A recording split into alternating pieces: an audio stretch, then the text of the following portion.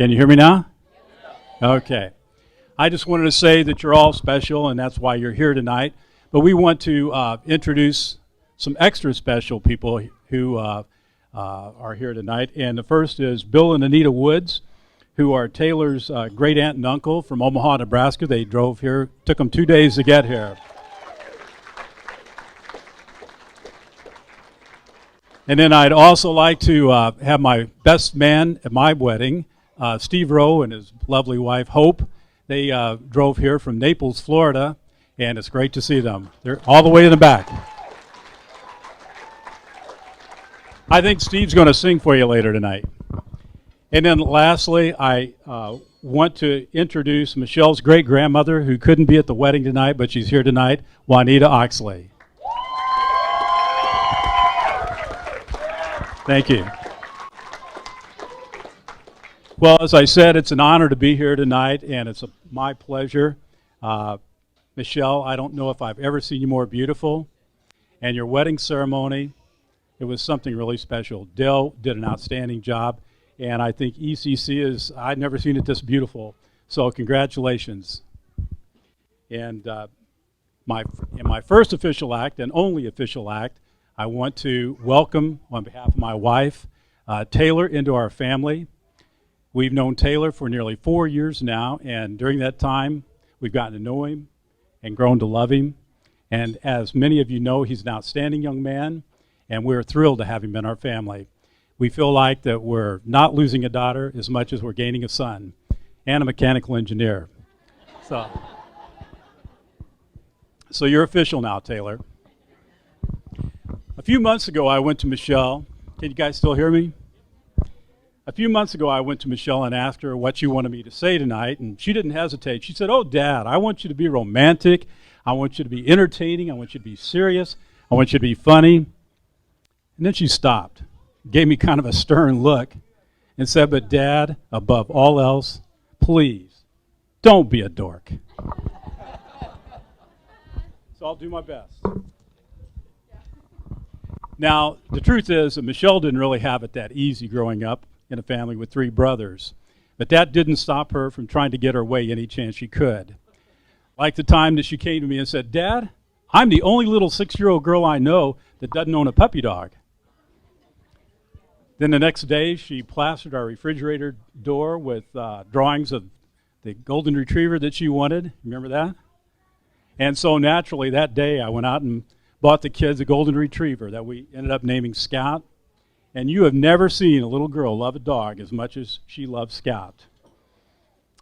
I can't tell you how many times over the next several years I saw her with her arms around him, petting him, telling Scout all about her life's troubles, and commiserating with him, mostly about her 3 brothers, once in a while about her dad. But it was a sight to behold.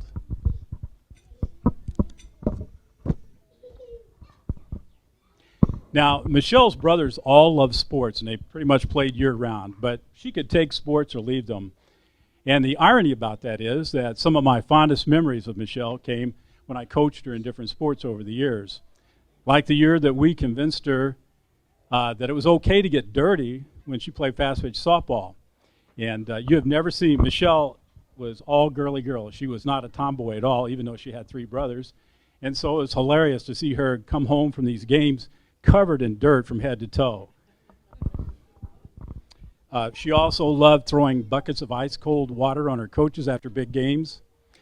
But the most chilling memory I have of Michelle came in the 8th grade when she played soccer, and she got hit with the hardest shot I've ever seen anybody take on a soccer field. Hit her right square in the chest, and she fell down immediately.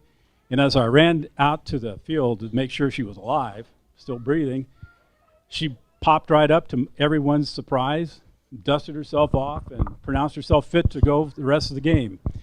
And I don't know if I was ever more proud of my little girl than at that moment. And there have been plenty of moments since then to be proud of her, including tonight.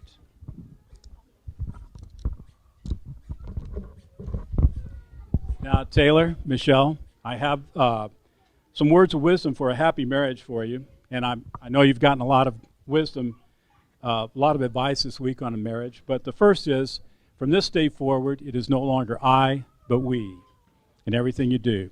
And if you can remember every day to include God in the equation, that will go a long way toward a happy marriage. Also, never let the sun go down on an unforgiving heart. Don't be like that famous philosopher Phyllis Diller, who said, don't go to bed angry, stay up all night and fight. Now, I don't know if you guys know who Phyllis Diller is, but anyway.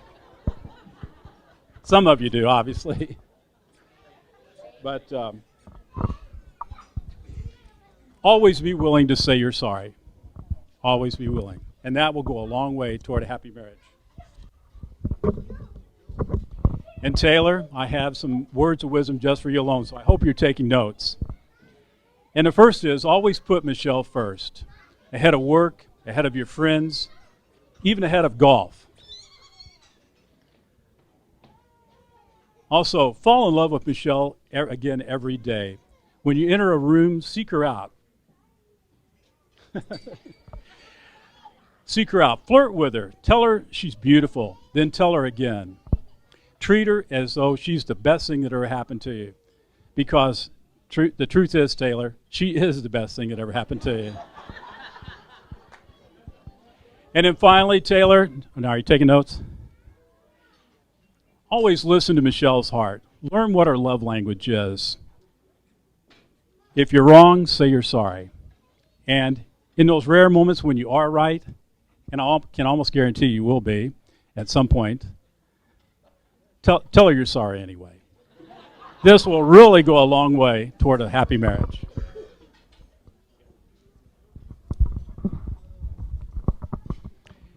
Lastly, I just want to say that a father-daughter relationship can have a lot of tension, and it's mostly because of us dads who,